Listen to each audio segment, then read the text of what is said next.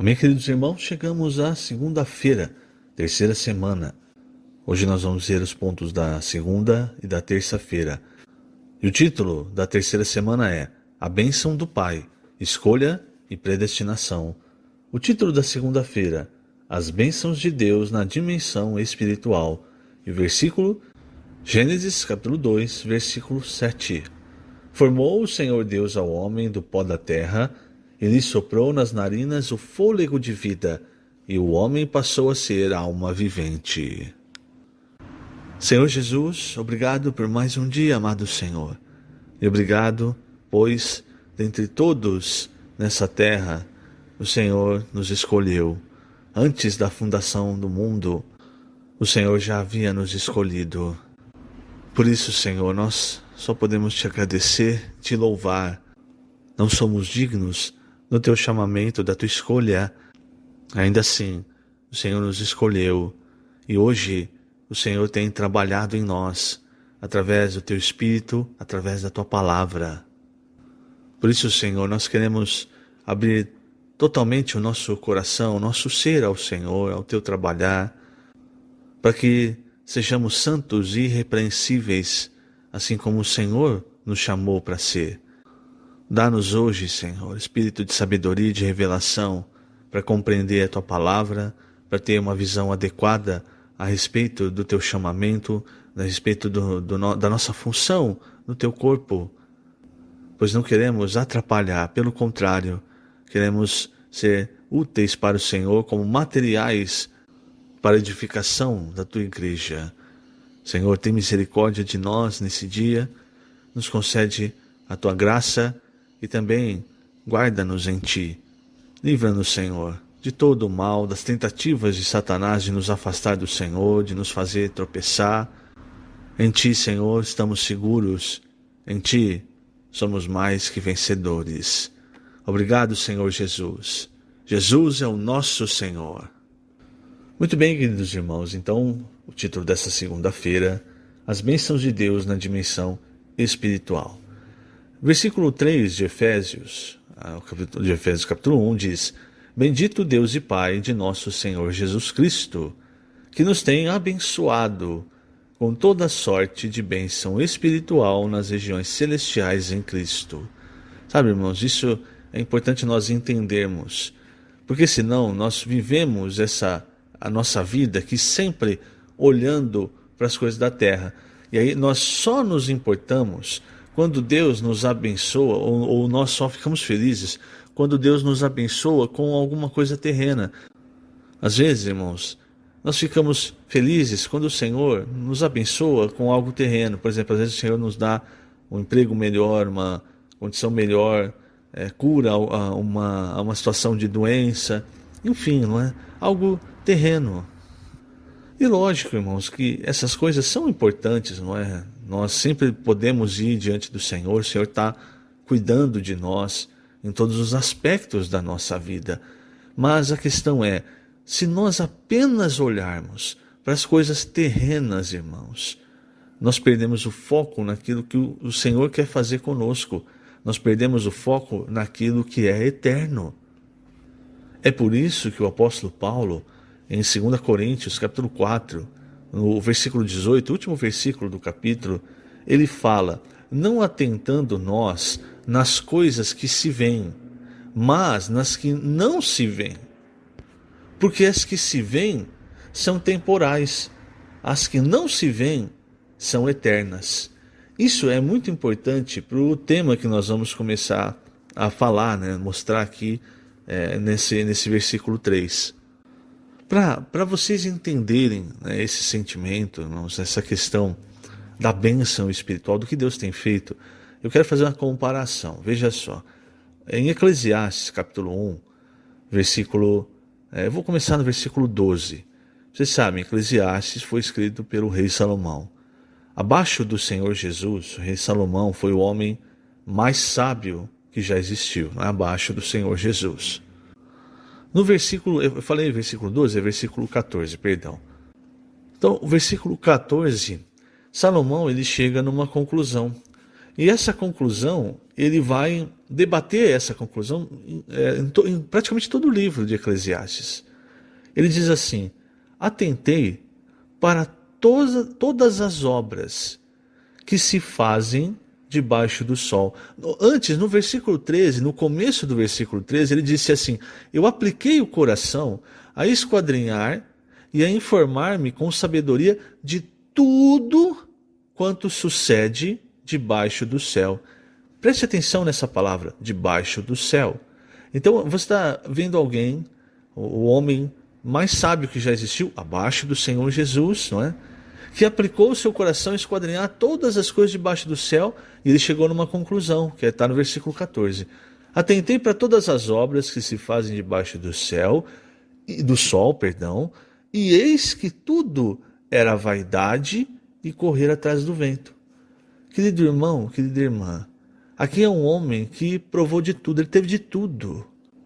Ele teve sabedoria, ele teve dinheiro, ele teve poder, ele teve de tudo, irmãos. Mulheres, ele teve mais de 1000. E a conclusão de Salomão: tudo debaixo do sol é vaidade e é correr atrás do vento. O que é vaidade? É vazio, é algo que não é real. Isso é muito importante para nós entendermos o sentimento do versículo 3. Então você tem a conclusão de Salomão sobre tudo o que há abaixo do céu, certo? Qual que é a diferença entre Salomão e você, e eu, e todos nós? A diferença, irmãos, é que Salomão só foi até debaixo do sol, debaixo do céu. Mas você percebe como Paulo abre o livro de Efésios? Ele diz que Deus tem nos abençoado com toda sorte de bênção espiritual nas regiões celestiais em Cristo. Ou seja, ele está falando de algo que não está abaixo do sol. Ele está falando de algo que está acima do sol, acima do céu, algo que nem Salomão tocou. Ele está falando das bênçãos que vêm direto do terceiro céu, do trono de Deus para nós, e que hoje nós desfrutamos em Cristo, no nosso espírito. Então, qualquer coisa nessa terra ainda é vaidade, não é real, é uma mentira. É feito por Satanás para te dar uma impressão de satisfação, mas na verdade você está sempre buscando, e nessa busca por essa satisfação ou por esse poder, por todas essas coisas que tem abaixo do sol, é que o homem vai se afligindo, é que o homem vai caindo em doenças, ansiedade, depressão. No fim ele percebe: isso não é real, isso não me satisfaz como eu achei que iria me satisfazer quando eu encontrasse, quando eu conseguisse. Então é a conclusão de Salomão. Nós, irmãos, precisamos, logicamente, do sustento. Nós temos que ter também uma diversão para nossa alma, enfim. Mas essas coisas, o Senhor tem cuidado e o Senhor nos proporciona, como Paulo diz para Timóteo, ricamente para o nosso aprazimento. Agora nós precisamos tomar cuidado para não colocar o nosso coração em busca dessas coisas e perder o que é o principal, o que Deus está querendo nos dar, as bênçãos nas regiões celestiais em Cristo, algo que nem Salomão conseguiu perscrutar, conseguiu tocar, algo que o Senhor tem nos dado. E veja, irmãos, essa questão da vaidade contra a verdade. O que é verdade? Veja, verdade, irmãos, quando a gente fala do ponto de vista da Bíblia, principalmente relacionado à palavra de Deus, verdade é apenas aquilo que é eterno. Eu acho que eu já dei esse exemplo uma vez. Então você, por exemplo, você pode estar ouvindo esse áudio sentado numa cadeira. Você pode estar ouvindo sentado no seu sofá. Essa cadeira que você está sentado, é lógico, irmãos, ela é real, não é? Você apalpa ela, certo? Mas veja, essa cadeira, ela é verdade, ela é real hoje. Daqui a um tempo, essa cadeira quebra, ou acontece um acidente, às vezes pega fogo, enfim, ela desaparece. Aí eu pergunto, se ela desaparece, se ela pode se desfazer, então ela é real? Lógico que, do nosso ponto de vista, sim, porque ela é palpável, não é? Mas do ponto de vista, irmãos, de Deus, verdade, realidade é apenas aquilo que é eterno. Se não é eterno, se vai se desfazer, então, irmãos, é algo passageiro, faz parte desse mundo, é vaidade. A palavra de Deus, ela é eterna, e quando ela entra em nós, ela torna um sentimento em nós de realidade, de satisfação plena. Diferente de qualquer outro prazer que você experimente, prazer que vai ser momentâneo, prazer que vai ser algo vão. Quando você fica cheio da palavra de Deus, cheio do Espírito, você sente de fato o que é real, o que é verdadeiro, porque a verdade nesse universo, a única verdade nesse universo é aquilo que é eterno.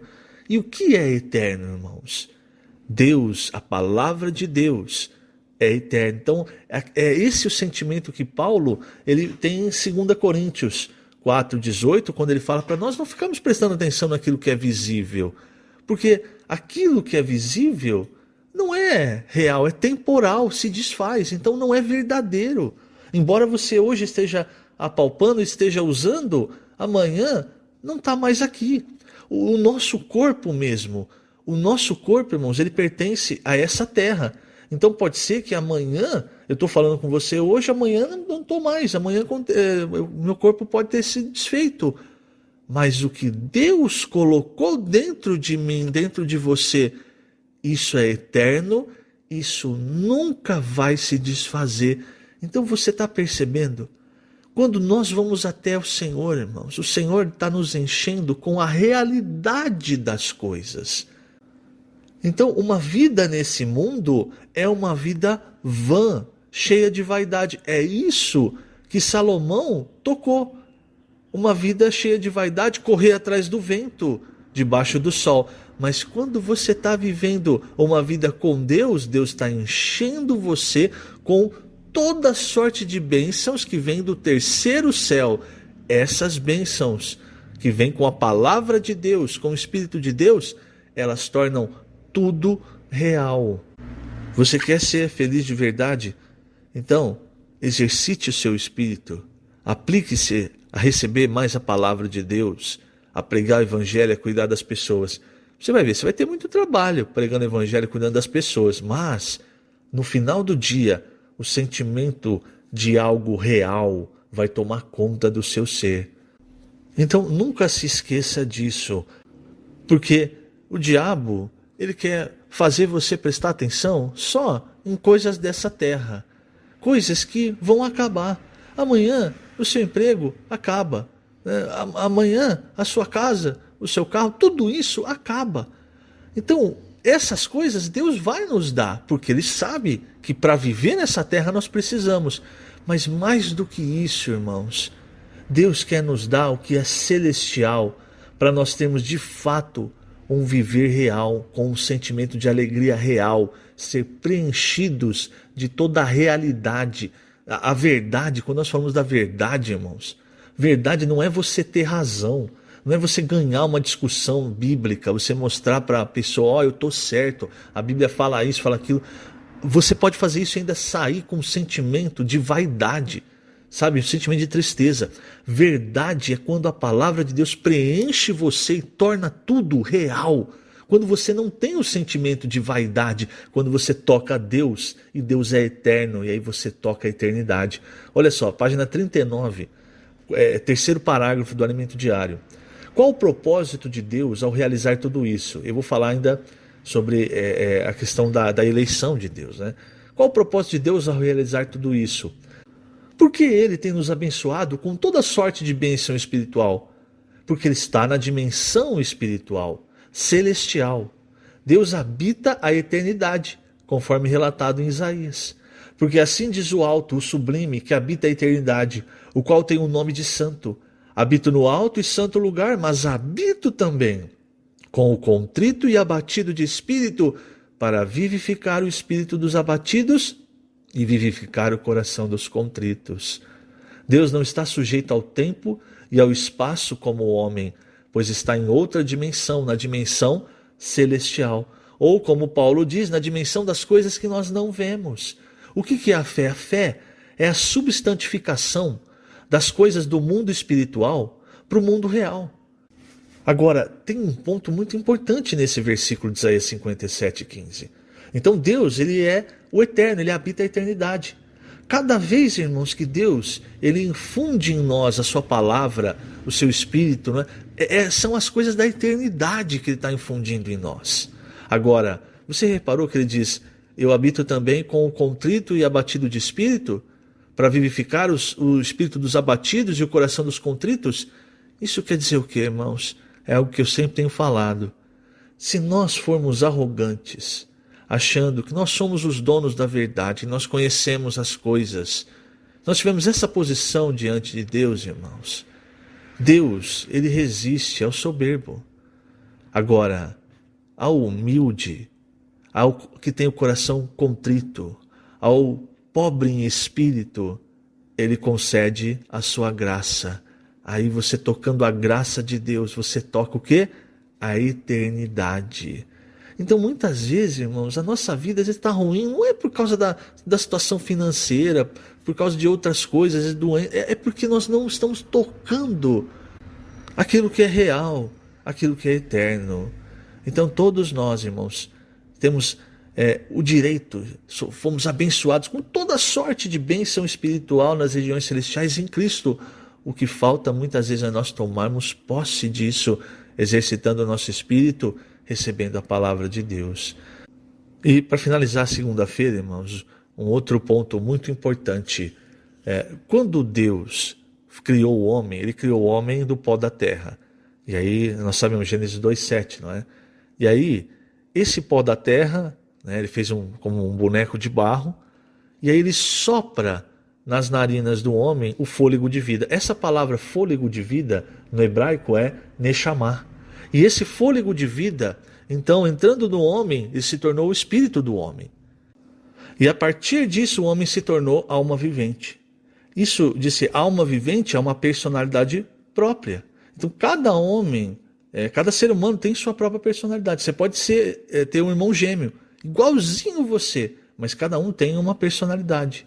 E cada um de nós, irmãos, tem algo que é eterno. Por isso eu disse, o corpo ele pode ir embora, pode se desfazer, mas aquilo que Deus colocou em nós, não, porque é eterno. Vou finalizar a segunda-feira, por causa do tempo, lendo na página 40 o penúltimo e o último parágrafo. Veja, em Provérbios lemos, o espírito do homem é a lâmpada do Senhor, a qual esquadrinha todo o mais íntimo do corpo. A expressão espírito do homem, utilizada aqui em hebraico, é a mesma palavra, Neshama, ou seja, fôlego de vida. Deus soprou Neshama para dentro do homem, e esse fôlego de vida se tornou o espírito humano. Portanto, nossa origem é Deus, é o alto, é a eternidade. A única coisa que pertence à terra é o nosso corpo, feito do pó da terra. Você percebe? Nenhum outro ser foi feito dessa forma, com a eternidade dentro de si. Querido leitor, Deus nos criou do pó da terra para viver na esfera terrena, mas a nossa essência é celestial. Por isso ele nos tem abençoado com toda sorte de bênção espiritual nos lugares celestiais. Aleluia. Vamos para terça-feira. Terça-feira agora eu vou ter que correr por causa do tempo. Terça-feira o título é O Espírito do Homem e o versículo João 3:5. Respondeu Jesus, em verdade te digo, quem não nascer da água e do Espírito não pode entrar no reino de Deus. Aqui eu vou ler alguns versículos de Jó que tem no texto para mostrar, irmãos, a diferença entre o Espírito, né, o Espírito de Deus e esse Espírito humano.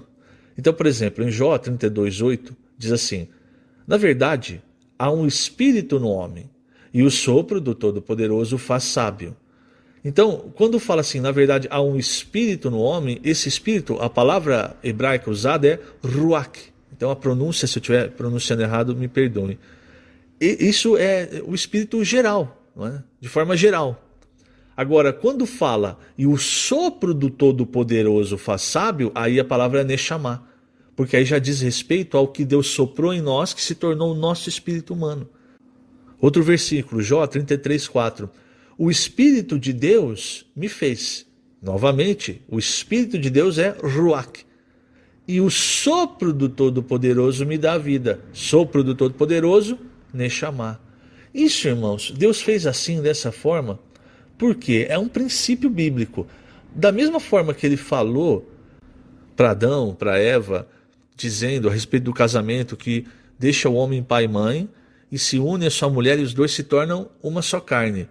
A realidade disso, irmãos, é o que acontece conosco após a ressurreição do Senhor. E aí Paulo, em 1 Coríntios 6, ele diz: aquele que se une ao Senhor é um espírito com ele. Por que Adão e Eva podiam ser uma só carne?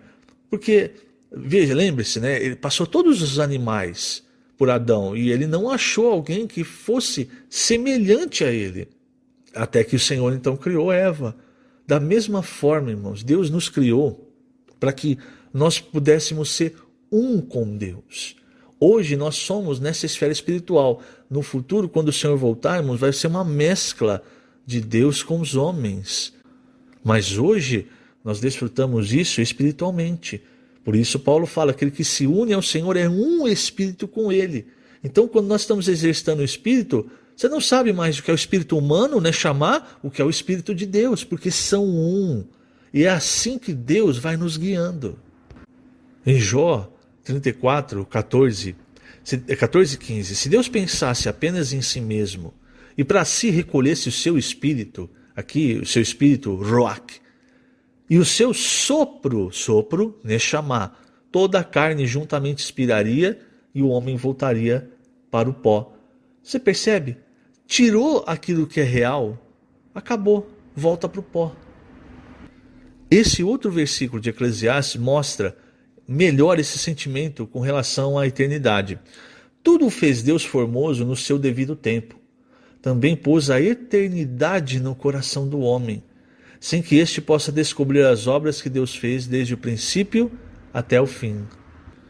Então veja, irmãos, o homem, ele tem no coração um anseio por aquilo que é real, por aquilo que é eterno. Satanás sabe disso e ele montou um circo, algo ilusório, que é o mundo. E aí o homem, ele vai lá e ele experimenta uma satisfação muito momentânea, ínfima. Aí ele pensa assim, então deve ser isso. Eu fui criado para ser feliz. Então isso aqui é felicidade, isso aqui eu vou correr atrás disso aqui. E aí nessa busca, o homem experimenta drogas, o homem experimenta tudo quanto é tipo de coisa, irmão. E no final ele faz o que consigo mesmo? Ele se destrói. Na busca do que é real, do que é eterno, enganado por Satanás, ele acaba se destruindo com aquilo que é falso, com aquilo que é vaidade. Deus quer nos dar, irmãos, aquilo que é real, porque Ele já colocou dentro de nós essa eternidade. Então essa busca que nós temos, irmãos, ela só vai satisfazer quando nós encontrarmos o que é real, o que é eterno, que é Deus, a palavra de Deus. O Senhor, Ele tentou mostrar isso para Nicodemos. Por quê? Se você lembrar bem, Nicodemos vai procurar o Senhor, e ele vai procurar o Senhor assim, meio que escondido, meio que ele não queria ser visto ali junto com o Senhor. Então ele vai procurar o Senhor dentro de uma casa à noite. E ali ele pergunta para o Senhor como é que o Senhor faz as obras que ele tem feito, os milagres, os sinais que ele tem feito. Qual é o real interesse de Nicodemos? Ele queria saber como fazer as coisas que o Senhor fazia, para que ele pudesse fazer também, afinal, e assim ele teria mais glória, entendeu? Ele teria poder. E o Senhor deu uma grande lição para ele. O Senhor disse para Nicodemos: em verdade te digo que se alguém não nascer de novo, não pode ver o reino de Deus. E aí Nicodemos não entendeu. Por que Nicodemos não entendeu? Porque são coisas espirituais. Aí ele perguntou, mas como que um homem pode nascer sendo velho?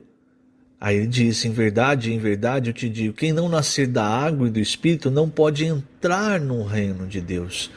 Quer dizer, ele mostrou para Nicodemos aquilo que realmente era importante. As coisas celestiais, as coisas do reino de Deus. Quando ele diz nascer de novo, a palavra é nascer do alto. Nós, irmãos, nascemos do alto. Hoje nós podemos, por causa disso, nós podemos ver as coisas do reino de Deus. Esse versículo é importante, irmãos, porque às vezes a gente passa batido.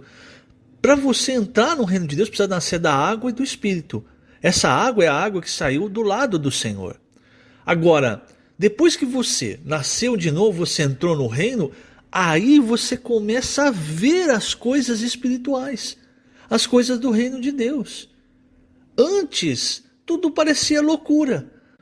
Mas agora que o seu espírito está ativo, que Deus entrou, que você começou a receber as bênçãos do que está acima do sol, e não simplesmente ver apenas aquilo que está abaixo do sol, agora você começa a perceber o que é o reino de Deus, as coisas celestiais. É o que Nicodemos não conseguia entender, irmãos. Por isso, mais uma vez eu digo, nós precisamos exercitar o nosso espírito para ter mais visão espiritual. Deixar a visão terrena que nos cega e abrir de fato os nossos olhos para aquilo que é eterno. Infelizmente, por causa do tempo, irmãos, eu vou encerrar aqui, mas eu acredito que esse sentimento precisa permanecer em nós. Eu já tenho os meus olhos abertos, já estou recebendo as bênçãos celestiais. Agora eu preciso perscrutar isso. E o que eu uso? Lembra de Provérbios? O espírito humano é a lâmpada do Senhor, qual esquadrinha todo o corpo. E Paulo fala também em 1 Coríntios 2, para eu perscrutar as coisas espirituais, eu preciso exercitar o espírito. E aí vou recebendo cada vez mais essas bênçãos celestiais, essa visão celestial. E o título da quarta-feira é A Bênção da Escolha de Deus, escolhidos para ser santos. O versículo, Efésios capítulo 1, versículos 4 e 5. Assim como nos escolheu nele, antes da fundação do mundo, para sermos santos e irrepreensíveis perante ele, e em amor nos predestinou para ele, para a adoção de filhos ou filiação, por meio de Jesus Cristo, segundo o beneplácito de sua vontade. Muito bem, queridos irmãos, então, título da quarta-feira, a bênção da escolha de Deus, escolhidos para ser santos. Nós estamos falando das bênçãos celestiais, não é? E aqui, quando Paulo começa então a descrever no capítulo 1 de Efésios, ele nos mostra as bênçãos do Deus triuno. Com relação ao Pai, irmãos, o Pai foi quem nos escolheu. Isso é muito importante, irmãos, nós entendermos e recebermos essa verdade. Porque, veja, o Pai nos escolheu antes da fundação do mundo. Isso é muito significativo para nós. Por quê? Nós não sabemos o motivo pelo qual o Senhor nos escolheu. Mas nós sabemos, como quando nós, por exemplo, vemos a escolha de Davi, que o Senhor não vê como vê o homem. Então, ele não vai olhar as capacidades físicas, se você é inteligente, se você é bom em alguma coisa, enfim. Fica claro quando o Senhor fala para Samuel, não olhe para a aparência, pois o Senhor não vê a aparência, o Senhor vê o coração. Isso é muito importante, irmãos, porque talvez você não se dê muito valor, mas você sempre tem que se lembrar, há muitas pessoas aí no mundo que talvez você ache são pessoas melhores do que eu. Mas lembre-se, aquele que vê todas as coisas, aquele que vê o coração, ele escolheu você. Você pode ser rejeitado por muitas pessoas, mas a pessoa mais importante do universo, a que vê todos os corações, entre todas as pessoas, ele escolheu você. E não é porque você teve fé. Porque às vezes a gente acha, eu recebi o evangelho porque eu tive fé. Na verdade, irmãos, Como nós vamos ver ainda em Efésios, o Senhor nos escolheu, o Filho fez a obra de redenção para nos lavar, né, dos nossos pecados, e no tempo o Espírito veio, e aí nós recebemos a obra do Pai, a obra do Filho, a salvação. Nesse momento você pode pensar, eu tive fé, mas na verdade, por causa da escolha de Deus, naquele momento em que o Espírito falou com você, através da pregação do Evangelho, através de uma leitura, enfim, o Senhor colocou a fé suficiente no seu coração para que você recebesse a palavra, cresce e fosse então salvo. Tudo vem de Deus. E não pense que Deus escolheu você porque você simplesmente entra naquela categoria que Paulo fala em Coríntios, as coisas loucas do mundo. Deus separou os piores e foi escolhendo. Na verdade, irmãos, nós somos as coisas loucas do mundo porque nós já fomos rejeitados pelo mundo. Agora, esse versículo de Efésios, ele nos mostra que Deus viu algo em nós e Deus então nos amou. Veja, assim como nos escolheu nele antes da fundação do mundo, para sermos santos e irrepreensíveis perante ele, e em amor nos predestinou para ele, para a filiação. Então, não é uma escolha ao acaso, como se Deus fosse tirando para o ímpar, tirando na sorte. É uma escolha porque Deus viu o coração, porque Deus te amou. Novamente, querido irmão, querida irmã, você percebe a sua posição nesse universo? Você é alguém que Deus amou antes da fundação do mundo, independente do que você é, do que você faz. E porque Ele amou você, então Ele traçou todo o plano até chegar, até que esse braço chegasse a você. E hoje, irmãos, o que o Senhor tem feito? Esse versículo diz que Ele nos escolheu antes da fundação do mundo para sermos santos e irrepreensíveis. Então hoje o que o Senhor está fazendo é um processo de santificação. Santificação, nós já falamos, explicamos na semana passada, não é? Santo é apenas Deus. No universo, apenas Deus é santo porque Ele é único, Ele é separado de todas as outras coisas. Aquilo que não é comum é santo. E apenas Deus não é comum. É como nós falamos ontem, aquilo que é eterno é real.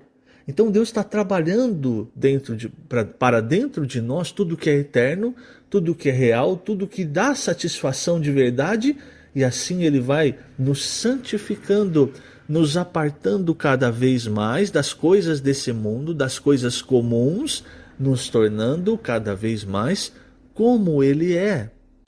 É isso que o apóstolo Paulo nos mostra no final de 2 Coríntios 3. Ele diz: todos nós, com o rosto desvendado, contemplando como por espelho a glória do Senhor, somos transformados de glória em glória, na sua própria imagem, como pelo Senhor, o Espírito.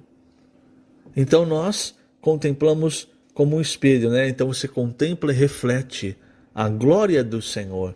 Isso, irmãos, é através da palavra, através de nós exercitarmos o nosso espírito, quando nós oramos, quando nós estamos no espírito, tendo comunhão com o Senhor, nós tocamos a glória do Senhor.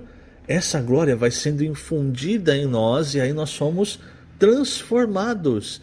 E quando ele fala de glória em glória, quer dizer, você não vai ser inteiramente transformado apenas no dia de hoje. Você pode passar o dia de hoje no espírito, 24 horas. Ainda assim, até o final da sua vida, você vai estar sendo transformado. Por isso é tão importante nós, todos os dias, tocarmos o Senhor, tocarmos a palavra. Esse processo não é um processo simples, não é um processo que acontece de maneira rápida. Isso vai levar toda a nossa vida. Então, com relação à santificação, irmãos, é importante nós entendermos. Primeiramente, quando nós somos salvos, Deus Ele nos mudou de posição. Nós posicionalmente somos santos, somos separados, fomos tirados do mundo, apartados do mundo e inseridos na igreja, no reino de Deus. Nós estamos agora na posição correta para que Deus então possa nos santificar interiormente. Se antes nós estávamos na posição errada, estávamos longe, estávamos no mundo, mas agora estamos na posição correta para receber cada vez mais da vida, da natureza de Deus, da glória de Deus. Então, na posição correta, Deus então começa a santificação interior, subjetiva.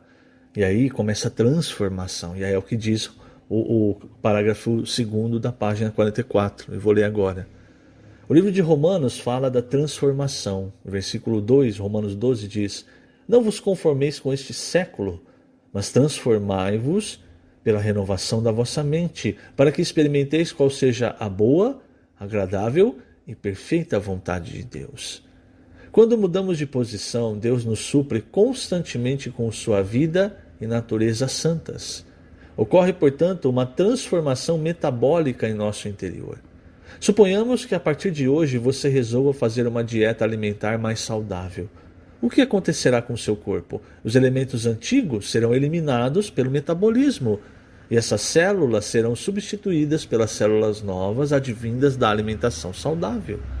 Se você seguir fielmente essa dieta, depois de um tempo, todas as células do seu corpo serão trocadas, o que chamamos de transformação. Quando cremos, Deus nos santificou mudando-nos de posição. Agora Ele nos santifica mudando nossa disposição. Os elementos do velho homem e da carne estão sendo removidos. Esses elementos, que ainda causam problemas para a edificação da igreja, estão sendo substituídos pela vida e natureza santa de Deus. O apóstolo Pedro, em sua segunda epístola, ele nos mostra isso. Ele fala no versículo 3: Visto como, pelo seu divino poder, nos têm sido doadas todas as coisas que conduzem à vida e à piedade. Lembra? O que fala Efésios? Que nós estamos sendo abençoados com toda sorte de bênção espiritual nas regiões celestiais, certo? Mais à frente nós vamos falar sobre o poder de Deus. Esse poder tem também, que é o poder que ressuscitou a Cristo, esse poder tem nos doado todas as coisas para que esse processo de santificação interior aconteça.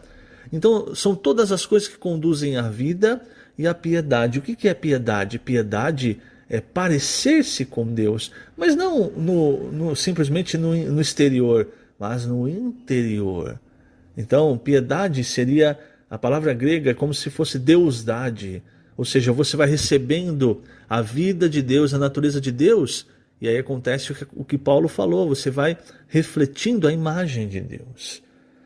Pelo conhecimento, vou continuar no versículo, pelo conhecimento completo daquele que nos chamou para a sua própria glória e virtude, pelas quais nos têm sido doadas as suas preciosas e muito grandes promessas, para que por elas vos torneis coparticipantes da natureza divina, livrando-vos da corrupção das paixões que há no mundo. Então veja, irmãos, quanto mais da vida, da natureza divina entram em nós, mais da corrupção das paixões que há no mundo saem de nós. O que está vencendo hoje? Se está vencendo ainda há muita corrupção, paixão do mundo, então precisa haver mais entrada da glória de Deus, da vida, da natureza de Deus. É assim que a vida de Deus cresce em nós. É como João Batista disse: importa que Ele, o Senhor, cresça e que eu diminua. Então, meus queridos irmãos e irmãs, nós precisamos avançar, nós precisamos cada vez mais receber a palavra de Deus, porque ela traz a vida, o Espírito, e isso vai nos transformando, vai nos lavando, como Paulo disse no capítulo 5 de Efésios. E lembre-se, a palavra de Deus, ela traz a presença de Deus. Então, quanto mais na presença de Deus, da palavra, do Espírito nós temos, mais essa santificação acontece, mais nós nos livramos das coisas do mundo, das paixões que ainda nos prendem. Então vamos avançar porque o Senhor que nos escolheu Ele não nos escolheu apenas para que nós vivêssemos uma vida nesse mundo.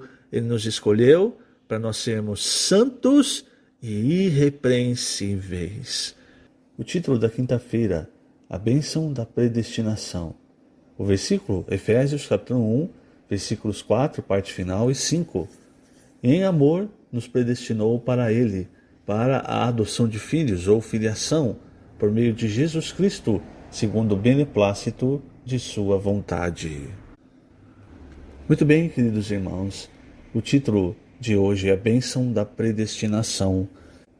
Então, nesses versículos de Efésios, nós vemos que o Pai, Ele, além de ter nos escolhido, Ele também nos predestinou para a filiação. Aqui, adoção de filhos, a palavra correta é filiação, porque nós não somos filhos adotados de Deus. Nós recebemos a vida de Deus, então somos filhos legítimos de Deus. Então, quando Deus nos escolheu, Ele também nos predestinou. E isso tudo, irmãos, é segundo o bom prazer, o beneplácito da sua vontade. Então, a escolha de Deus e a predestinação de Deus em relação a você não é algo que Deus teve que fazer por um motivo qualquer, porque Ele precisava escolher você, ou porque Ele ficou com pena de você. Não. Veja, toda escolha e predestinação de Deus segue a boa vontade do coração de Deus. Deus não desperdiça a escolha. Ele não olha e fala, eu tenho que cumprir um número, então vou escolher esse aqui mesmo. Não, irmãos, não é assim. Se você foi escolhido, você não foi escolhido por acaso, você foi escolhido em amor, no amor ágape. Agora, essa questão da predestinação é sempre algo, irmãos, que gera dúvidas em nós, não é? Então não é algo que nós conseguimos explicar de uma maneira simples. Por quê? Veja só, quando se fala da predestinação, tem basicamente duas escolas, né? Inclusive o Alimento Diário cita essas duas escolas, né? Uma delas diz que ela segue a linha de que uma vez que Deus predestinou, não há nada que o homem possa fazer, ele está predestinado. Os que se opõem a essa linha dizem o quê? Bom, então se é assim, nós não precisamos pregar o Evangelho, porque as pessoas vão se converter uma vez que elas são predestinadas. A segunda linha, ela já é o contrário. Ela diz que a predestinação de Deus, ela vai de encontro com as ações do homem em relação às coisas de Deus. Como se Deus predestinasse você de acordo com como você reagiria às coisas de Deus, enfim. Então são duas linhas de pensamentos teológicos a respeito da predestinação. O capítulo 9 de Romanos, ele nos fala um pouco sobre isso. E esse é um tema, irmãos, que nós vamos continuar amanhã. Então não dá para eu adiantar muito hoje, nós vamos terminar ele amanhã. O principal é amanhã. Então, Romanos 9, nos versículos 11 a 16, eles falam o seguinte, falando sobre Esaú e Jacó. E ainda não eram gêmeos nascidos, nem tinham praticado o bem ou o mal, para que o propósito de Deus quanto à eleição prevalecesse, não por obras, mas por aquele que chama. Já fora dito a ela, ou seja, a mãe dos dois, né? O mais velho será servo do mais moço. Como está escrito, amei Jacó, porém me aborreci de Esaú. Que diremos, pois? A injustiça da parte de Deus? De modo nenhum, pois ele diz a Moisés, terei misericórdia de quem me aprouver ter misericórdia, e compadecer-me-ei de quem me aprouver ter compaixão. Assim, pois, não depende de quem quer ou de quem corre, mas de Deus usar a sua misericórdia.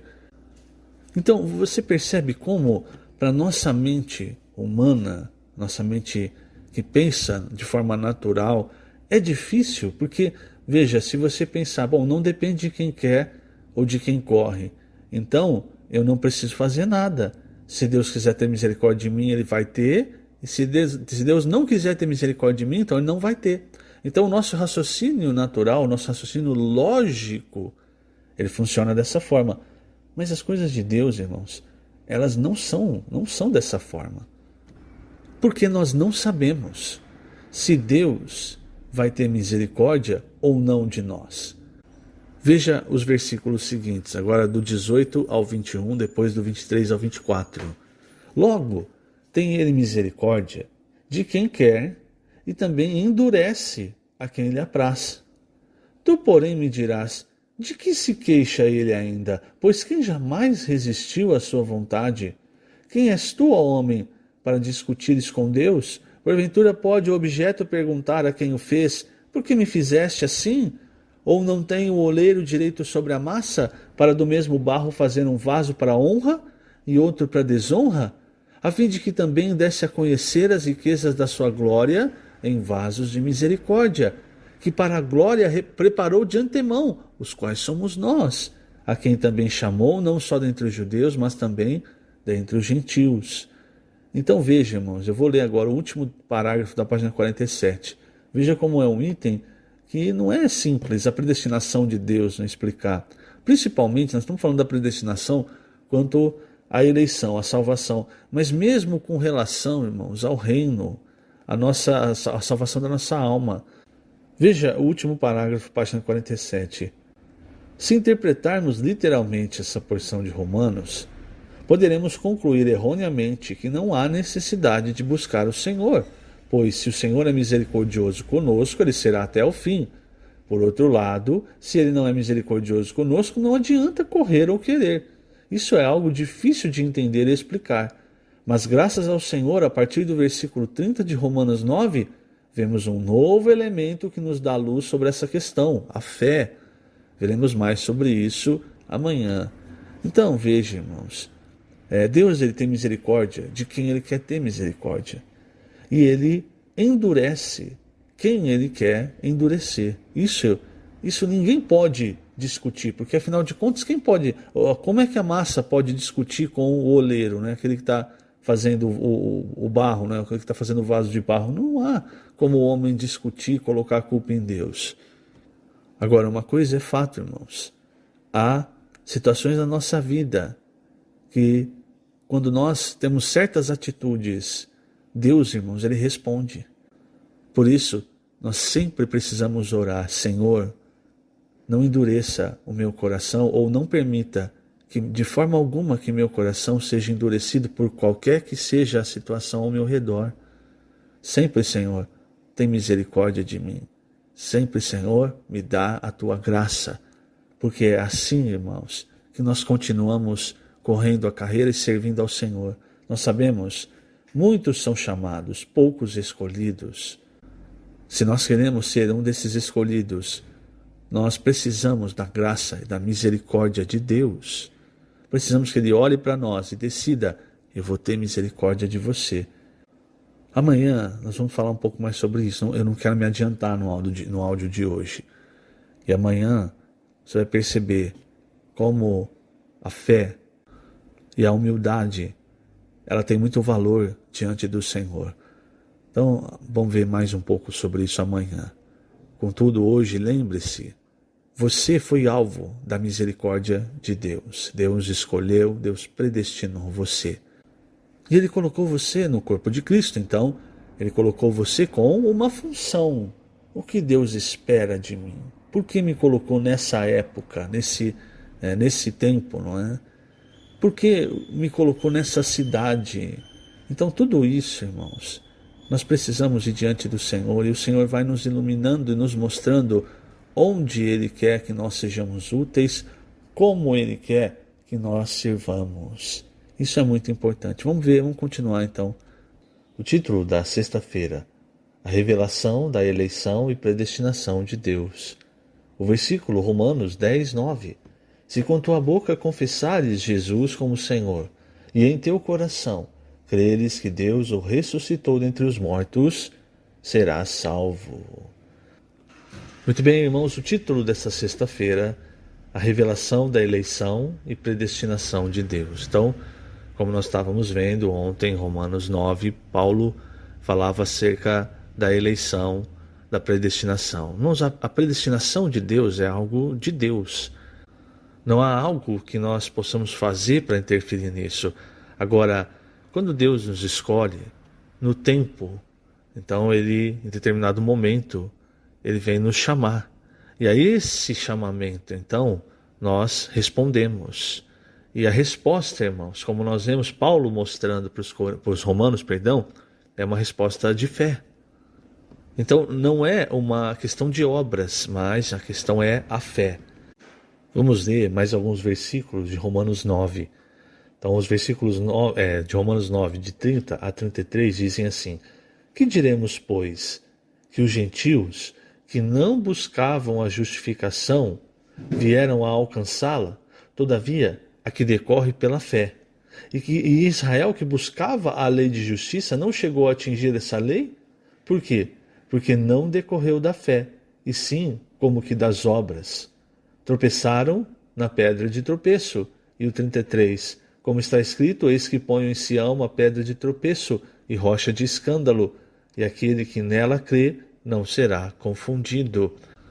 Então é muito importante entender, Deus, irmãos, ele tem o bom prazer da sua vontade. E segundo esse bom prazer é que ele nos escolheu.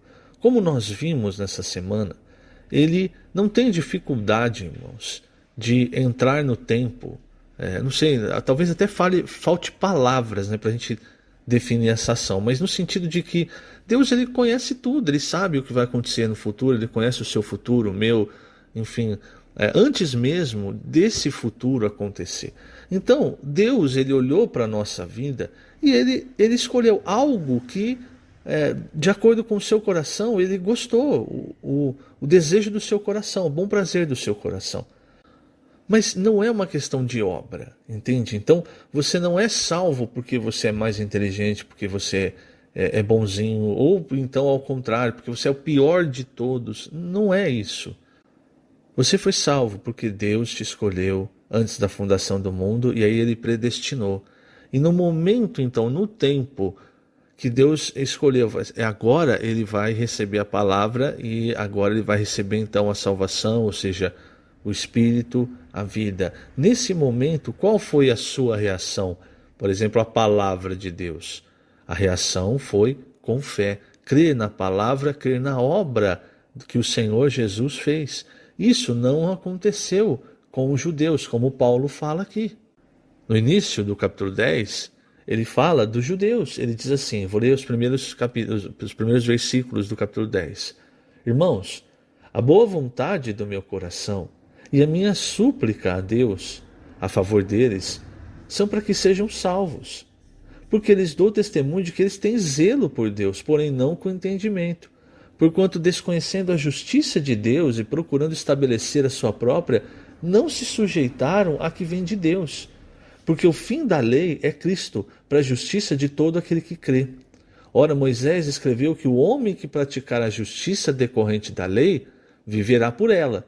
Mas a justiça decorrente da fé diz assim: Não perguntes em teu coração, quem subirá ao céu, isto é, para trazer do alto a Cristo, ou quem descerá ao abismo, isto é, para levantar Cristo dentre os mortos.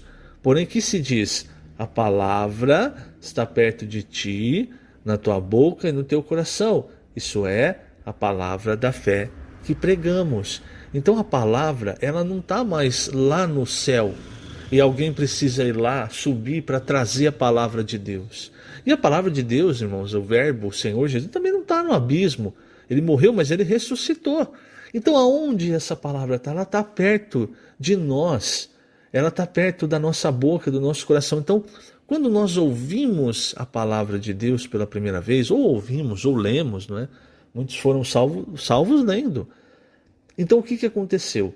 Essa palavra entrou no nosso coração, e aquela fé que Deus colocou ali, aquela fé inicial, fez com que nós crescêssemos nessa palavra, porque tudo é movido por Deus, irmãos.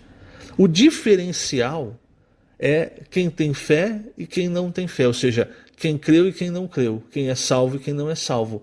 Mas tudo é uma questão de Deus começar. Por isso que essa questão da predestinação, como Paulo coloca em Romanos 9, é um mistério. Por quê? Dá a impressão, quando você lê aqueles versículos que tudo depende da misericórdia de Deus e não de quem quer ou de quem corre, que você simplesmente pode cruzar os braços e dizer assim, bom, Se Deus escolher ter misericórdia de mim, perdão, alguma coisa vai acontecer e eu vou, não digo nem a questão da salvação, né? Porque a salvação passou. Agora na questão do galardão, por exemplo, você pode dizer assim, se Deus teve misericórdia de mim, então eu vou ser um vencedor. Se Deus não tiver misericórdia de mim, então não há o que eu faça, eu não vou ser o vencedor. Por um lado, irmãos, é isso, não é? Porque depende da misericórdia de Deus. A questão é, nós não sabemos o que Deus, nós não vemos o futuro. Deus sim, mas nós não vemos. Então, nós precisamos buscar o Senhor. Buscar o Senhor de todo o nosso coração. Fazer de tudo, irmãos, para tocar no Senhor, para que o Senhor dispense para nós a sua misericórdia e a sua graça. Então, eu não sei o que vai acontecer no futuro, eu só sou responsável, entre aspas, pelo meu presente. E no meu presente, eu devo seguir o Senhor com fé, buscando o Senhor de todo o coração, com um coração puro, uma consciência boa, uma fé sem hipocrisia, o que ele disse a Timóteo. Eu vou compartilhar um trecho. Eu acho que esse trecho nos ajuda, irmãos, a ter um sentimento sobre a questão da misericórdia e da graça do Senhor, de como nós precisamos buscar o Senhor hoje. Nós não podemos cruzar os braços, nem na questão da pregação do Evangelho, dizendo assim, Deus vai salvar quem Ele predestinou, eu não preciso pregar o Evangelho. Nós não podemos ter essa atitude. E nem com relação à nossa vida, com relação ao galardão, a ser vencedores. Enfim, em Mateus 15, tem a passagem de uma mulher cananeia. Aqui é importante, irmãos, nós entendermos o seguinte. Enquanto o Senhor esteve no seu ministério na terra, em carne, o Senhor ele conduziu o seu ministério aos judeus. Então, o Senhor ele não ia para os gentios. E aqui fica muito claro isso, em Mateus 15. Eu vou começar a partir do versículo 21. O Senhor só foi para os gentios após a sua morte e ressurreição, quando então ele, a partir de Pedro, ali em Atos 10, ele, entre aspas, libera Pedro. Olha, Pedro, agora você pode... Primeiro eram os judeus, agora você pode começar a abrir a porta do reino dos céus para os gentios. Aqui, irmãos, o Senhor encontra uma mulher cananeia. Ou seja, ela não era judeu, não era do povo de Israel. Então, veja só. Partindo Jesus dali, retirou-se para os lados de Tiro e Sidom. E eis que uma mulher cananeia, que viera daquelas regiões, clamava, Senhor, filho de Davi, tem compaixão de mim. Misericórdia, irmãos, não é? No sentido de tem misericórdia de mim. Por quê? Minha filha está horrivelmente endemoniada. Deus, ele tem misericórdia de quem quer, de quem ele quer, certo? E aqui, irmãos, o Senhor, ele tinha uma regra. Olha o que acontece. Ele, porém, versículo 23, não lhe respondeu palavra. A princípio, ele não deu atenção àquela mulher. E aí os discípulos, aproximando-se, rogaram-lhe, despede-a, pois vem, clamando atrás de nós. Veja, o que eu quero dizer, irmãos, a nossa atitude de fé é muito importante. Então veja, ela falou com o Senhor, Senhor, tem compaixão de mim, minha filha está horrivelmente demoniada, o Senhor não respondeu. Ela não foi embora, ela continuou seguindo eles e ela estava clamando atrás deles. Olha o que o Senhor respondeu no versículo 24. Eu não fui enviado, senão as ovelhas perdidas da casa de Israel. Quer dizer, não era a hora dele usar a sua misericórdia, a sua graça com os gentios, no caso aqui com essa mulher cananeia, certo? Ela, porém, veio e o adorou, dizendo, Senhor, socorre-me. Então, ela se humilhou, ela clamou, ela o adorou. E aí o Senhor respondeu, não é bom tomar o pão dos filhos e lançá-lo aos cachorrinhos. Ele literalmente, irmão, chama ela de cachorrinho. Então ele diz, ele explica no versículo 24, eu não fui enviado ainda para vocês, não chegou a hora de vocês ainda, eu não posso dar atenção para vocês, né? Eu tenho que ir, eu tenho que levar o pão para os filhos, que é o povo de Israel. Aí, irmãos, ela diz assim para o Senhor, isso é um coração de busca, Isso é o coração como um coração de Jacó. O coração de Jacó, ele amava a primogenitura a ponto de fazer qualquer coisa por ela. Aqui essa mulher se humilhou, clamou ao Senhor por causa da filha, e ela disse assim: Senhor, sim, Senhor, porém os cachorrinhos comem das migalhas que caem da mesa dos seus donos. Quer dizer, ela falou: Senhor, o Senhor não precisa dar o pão, uma migalhinha que cair já basta para minha filha ser curada. Olha a resposta do Senhor. Então lhe disse: ó mulher, grande é a tua fé, faça-se contigo como queres. Então aquela atitude, irmãos, aquele coração de busca, aquela humilhação, clamando, né? Coração contrito, clamando e tocando no Senhor, dizendo: olha, Senhor, não precisa do pão todo, só uma migalhinha só, já me basta. Aquilo impressionou o Senhor, e mesmo o Senhor dizendo, né, eu não posso ir, não é justo tirar o pão e dos filhos, dar para os cachorrinhos, eu não posso ir para os gentios ainda, eu fui enviado. Percebe? Mesmo o Senhor tendo mostrado isso, o que o Senhor fez? A fé daquela mulher mudou a situação. Por isso, irmãos, eu quero que vocês toquem e entendam. Nós não podemos prever o futuro. Eu não sei quem da minha família, por exemplo, foi predestinado pelo Senhor. Então, o que eu tenho que fazer? Eu tenho que orar, eu tenho que jejuar, eu tenho que ter um coração de busca diante do Senhor para salvar os meus familiares. Esse é um exemplo. Porque eu não sei quais deles foram predestinados. Você percebe? No final, só os predestinados vão ser salvos. Mas com relação a mim, eu não sei. E com relação à minha vida, ao meu futuro, a gente sabe, poucos são chamados, muitos são chamados, poucos escolhidos. Nós não sabemos se nós estamos entre só os chamados ou entre os escolhidos. O que nós vamos fazer? Nós vamos cruzar os braços? Não. Nós precisamos ter esse exemplo na nossa vida, irmãos. Clamar ao Senhor com o coração humilde. Deus resiste ao soberbo, mas ao humilde Ele concede a sua graça. Graça e misericórdia, entende? Então, essa atitude, irmãos, ela move o coração de Deus a conceder a nós sua misericórdia, porque o nosso Deus, ele é rico em perdoar, ele é rico em misericórdia, em graça, ele quer conceder. Ele não é um Deus que fala assim, não, eu tenho pouca misericórdia, eu tenho que usar ela pouquinho. Não, ele é rico em misericórdia, ele ama conceder misericórdia e graça. Mas aí eu preciso, irmãos, ter esse coração, porque eu não sei o futuro, eu não sei se eu estou entre os chamados ou os escolhidos para reinar. Então eu tenho que fazer de tudo hoje para buscar o Senhor, para ser um desses escolhidos. Então o sentimento, irmãos, é esse. É por isso que Paulo falou para os romanos no capítulo 10, eu acabei não terminando de ler, né? Ele disse, com respeito à salvação, se com a tua boca confessares Jesus como Senhor, e em teu coração creres que Deus o ressuscitou dentre os mortos, serás salvo, porque com o coração se crê para a justiça. O coração se crê para a justiça e com a boca se confessa a respeito da salvação, porquanto a Escritura diz, todo aquele que nele crê, não será confundido. Ou seja, em um momento, irmãos, nós reagimos com fé, invocando o nome do Senhor, crendo.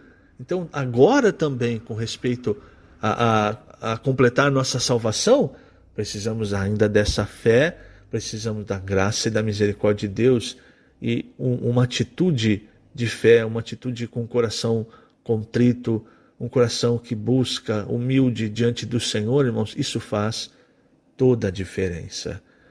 O título do sábado, a presciência de Deus e a fé. E o versículo, Romanos 9:11. E ainda não eram gêmeos nascidos, nem tinham praticado bem ou mal, para que o propósito de Deus quanto à eleição prevalecesse, não por obras, mas por aquele que chama. Muito bem, queridos irmãos, o título do sábado, a presciência de Deus e a fé. Então, como nós vimos, irmãos, a eleição de Deus, a escolha de Deus, ela vem através da sua presciência. O que é a presciência de Deus? Quer dizer que Deus, ele conhece todas as coisas, ele nos escolheu antes da fundação do mundo, mas ele não nos escolheu às cegas. Ele não tirou na moedinha, vamos dizer assim, na sorte, não é? Ele sabia quem ele estava escolhendo. E essa escolha foi segundo a sua vontade, a sua boa vontade e em amor. Ou seja, ele sabia quem ele estava escolhendo e não foi por acaso, querido irmão, querida irmã, que você foi escolhido. Isso vem do coração de Deus. Por isso, não se menospreze. Nós não podemos pensar nem a quem e nem além de nós mesmos, mas pensar como convém, segundo a graça e a misericórdia de Deus que nos foram dadas. Eu quero ler aqui na página 50, começando aqui no primeiro parágrafo da página 50, do Alimento Diário, que diz assim: a eleição de Deus está atrelada à sua presciência. O apóstolo Pedro, em sua primeira epístola, escreveu aos eleitos, cristãos, judeus e gentios, espalhados pela Ásia Menor, no capítulo 1, versículo 2. Eleitos segundo a presciência de Deus Pai, em santificação do Espírito, para a obediência e a aspersão do sangue de Jesus Cristo. Graça e paz vos sejam multiplicadas. A eleição de Deus é soberana. Ele tem misericórdia de quem lhe aprouver ter misericórdia. O apóstolo Pedro deixa claro que a eleição de Deus Pai é segundo sua presciência. Em outras palavras, antes de existirmos, ele já nos conhecia. O Senhor conhece toda a nossa vida, todos os momentos de nossa vida, inclusive esse momento agora. Então a eleição de Deus é de acordo com essa presciência. Sabe, irmãos, isso é muito precioso para nós, porque tem muitos momentos que nós estamos tristes e muitas vezes nós até questionamos a fé, a escolha de Deus, né? Passamos por momentos difíceis e às vezes por situações negativas e a gente questiona.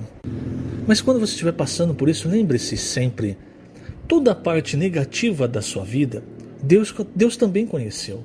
Não há nada na sua vida que ficou oculto. Não há um ponto que você fala, se Deus soubesse o que eu vou fazer ou o que eu fiz, ele não teria me escolhido. Não há isso. Então a presciência de Deus, ela abrange toda a nossa vida. E mesmo com todas as atitudes que você toma ou vier a tomar, ainda assim, Deus escolheu você. A vocação de Deus, Paulo fala em Romanos 11, ela é irrevogável. Deus não revoga, não pode ser revogado o chamamento, a vocação, quer dizer, a eleição de Deus. E a fé, irmãos, nós vimos, ela é muito importante. Porque essa eleição, ela não vem de obras. Mas, irmãos, aí entra a fé. Então é como que um casamento. Deus escolhendo, e no momento, no tempo, nós recebemos a palavra e a fé faz então com que essa eleição chegue até nós, se concretize com a nossa salvação. Então, repito, não é por obras, é pela vontade de Deus, pela misericórdia de Deus, porque Deus quis. E ao mesmo tempo, no tempo, Deus, quando vem nos chamar, nosso passo de fé, então sela essa eleição, esse chamamento com a nossa salvação. É por isso que a salvação é eterna, porque é uma questão de escolha. Então, para o reino milenar, para ser um vencedor, aí sim, é uma questão de atos de justiça. Mas com relação à salvação, à eternidade, isso é uma escolha de Deus, não vem de obra. Você não recebe a salvação por obras. E você também não pode perder a salvação por obras. Não faz sentido algum você receber a salvação não por obras, mas perder a salvação por obras. Por isso a salvação ela é eterna, porque uma vez que Deus escolhe, ele não muda. Então, continuando, é muito importante, irmãos, nós pregarmos o Evangelho, porque é quando a pregação chega e ela, por exemplo, toca um filho da paz, toca um eleito, não é? Um filho de Deus, é nesse momento que ele então, que foi eleito, essa eleição é selada. ele recebe essa salvação. Então, se não há, o que Paulo fala em Romanos 10? Ele fala do invocar, não é? Que todo aquele que invocar o nome do Senhor será salvo. E aí no versículo 14 ele diz: como invocarão aquele em que não creram? Então veja, a fé é muito importante. Mas como crerão naquele que de nada ouviram? E como ouvirão se não há quem pregue? Então, como eu disse ontem, nós não sabemos o futuro. Nós não sabemos quem são os escolhidos.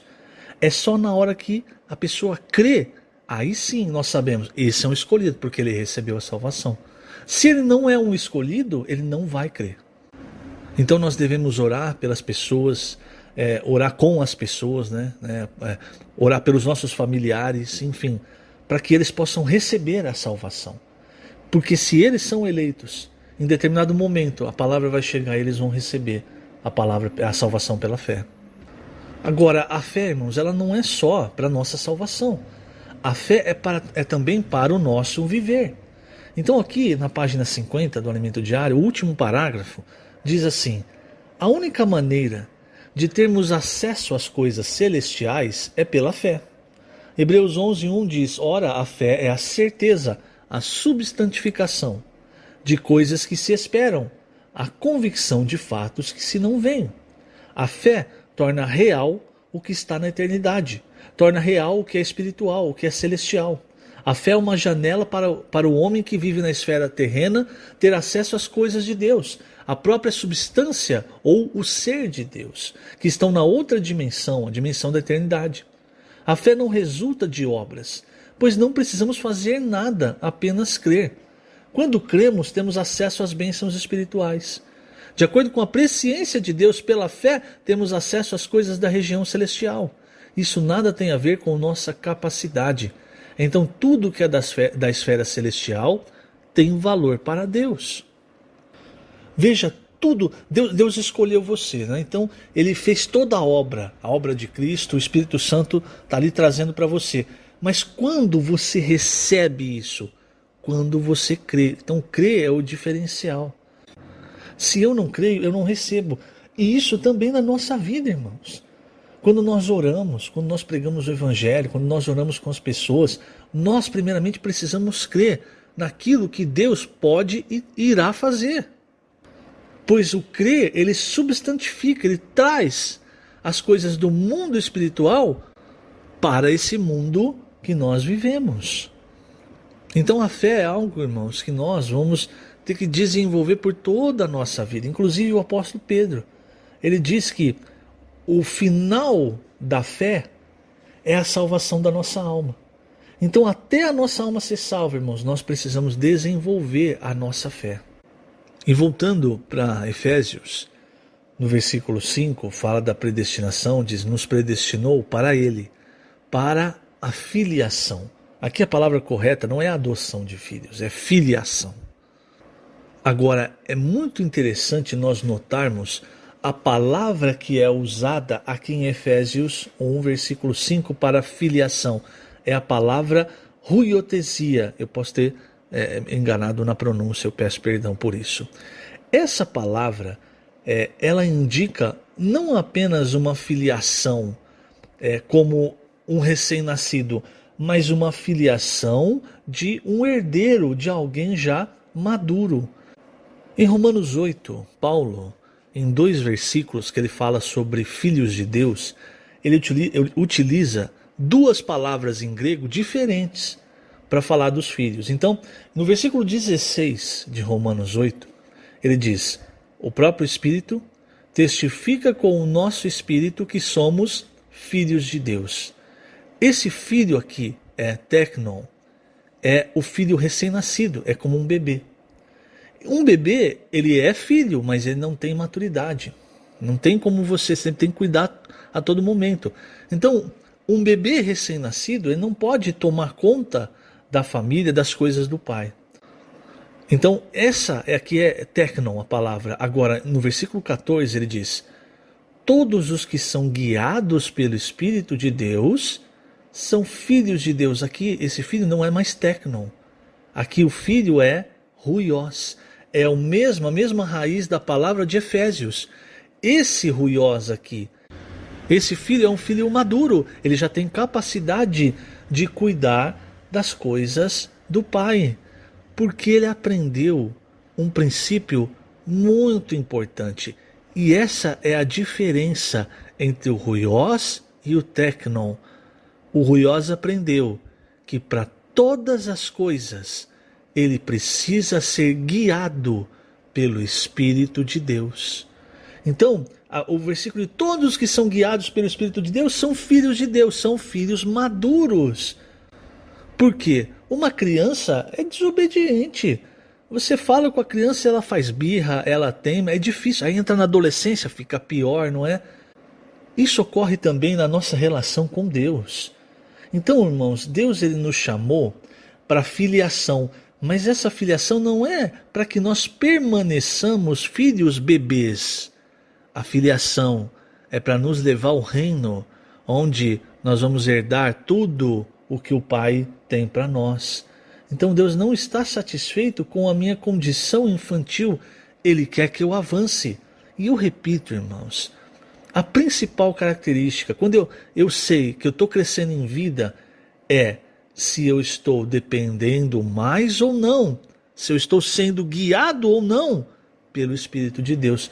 Se eu ainda dependo muito de mim mesmo, se eu ainda, em todas as coisas, as decisões são minhas, eu vou pesar a decisão para minha família, a melhor coisa para isso, para aquilo, então a decisão é minha. Desculpe, você ainda é um filho Tecnon, você ainda confia em si mesmo, mas sim nas decisões. Se você busca o Senhor, você busca o guiar do Espírito de Deus, esse é um sinal de maturidade. Então você percebe, irmãos, é aí que entra, é por isso que Deus nos escolheu. Não é para nós permanecermos como bebês recém-nascidos, é para nós crescermos em vida. Então Ele escolheu você, mas Ele não escolheu você para você continuar sendo você mesmo. Ele está santificando você para que você se torne um filho maduro. É muito importante, irmãos, nós entendermos isso quando nós entramos então no livro de Efésios.